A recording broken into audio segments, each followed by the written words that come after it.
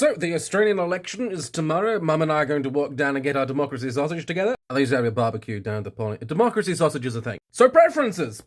Australia does not have just a straight two-party system. It's almost a two-party system, but it's not quite because we have preferences. Now, preferences allow you to vote for a third option, or a fourth option, or several options, other than the main two parties who are going to take the lion's share of the seats. Now, because of the way that preferences work, it's complicated.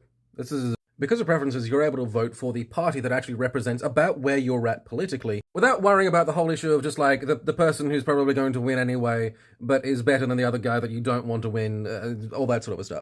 For example, if you're quite concerned about the environment or something like that, you could vote for the "Hey, can we stop burning down the coral reefs" party, and then your vote will effectively go to the major party that was closer to that than the other guy.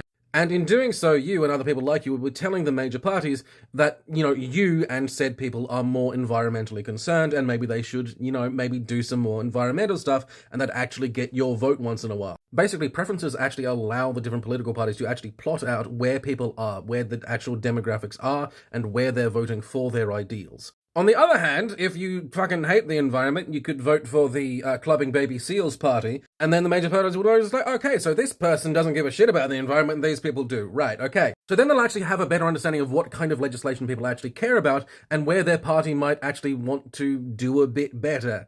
Now, while it may absolutely still come down to picking the lesser of two evils, we're still telling these different evils, hey, maybe go in this direction. This is what we actually want. With just two parties, if you're just picking basically the binary and there's no preferences, you don't even get that. Now, here's the thing, particularly if you're in a safe seat, if you want to vote dramatically over one side, like if you're like, hey, I don't think we should be burning the Amazon, but I'm not going hugging any trees, if you still vote for the tree huggers, then that'll tell people, hey, we do actually want to move in this direction though. So, for example, if you're not a proper socialist, communist sort of a person, but you do feel like maybe we could be a little bit more in that direction, then voting for the socialist and communist parties might actually be a thing that you might want to do. It may be more beneficial. It'll move the Overton window in that direction. The Overton window adds, I don't have time.